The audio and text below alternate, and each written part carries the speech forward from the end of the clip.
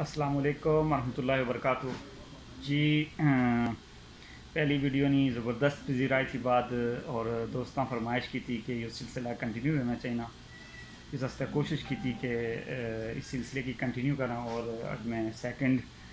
Video इंशाल्लाह upload करसा तुसां दोस्तों आस्ते। पहले तुसां की वेलकम आखने जी। खड़ते पीढ़ी रखने ने आ भुइयां बैठिया डकने ने आ। खड़ते पीढ़ी रखने ने आ भुइयां बैठिया डकने ने आ। सच्चियां गल्लां सारियां बासां कोई शर्माने चकने ने आ।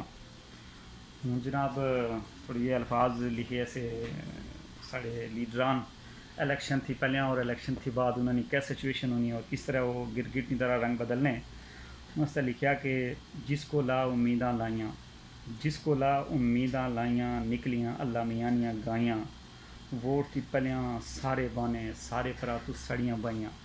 वोट थी पलियां सारे बाने साढ़े परा तू सड़ियां बाइयां हर वेले अस हाज़र संगियो हर वेले अस हाज़र संगियो खन्ना असां सारियां खाइयां हर वेले अस हाज़र संगियो खन्ना असां सारियां खाइयां यो कर कोई माड़ा ते ना इसलिए कर गश नहीं उन्होंने यो कर कोई माड़ा ते ना सारियां ए तुसानियां जाइयां सारा कें आख छोड़ने जी सब रब कें तुसा नहीं है सारियां ए तुसानियां जाइयां बस एक बारी जीती गच्छां आखिरी गल यह होनी होनी बस एक बारी जीती गच्छां बस एक बारी जीती गच्छां बस ए में उम्मीदां लाइयां और क्या ना चाहिए बस ए में उम्मीदां लाइयां सारियां की तुस मन्ना सोना वोटे आस्ते सारियां की तुस मन्ना सोना अपनियां मासियां चाचियां ताइयां सारियां की तुस मन्ना सोना अपनियां मासियां चाचियां ताइयां बही बही ते जलसे ने अंदर बही बही ते जलसे ने अंदर माड़े जे बंदे ने यो आदो ना बही बही ते जलसे ने अंदर सुजी गईयां मड़ियां सुइयां फिर एक चमचा नारा मारना फिर एक चमचा नारा मारना पैरस बंसी हियां हुइयां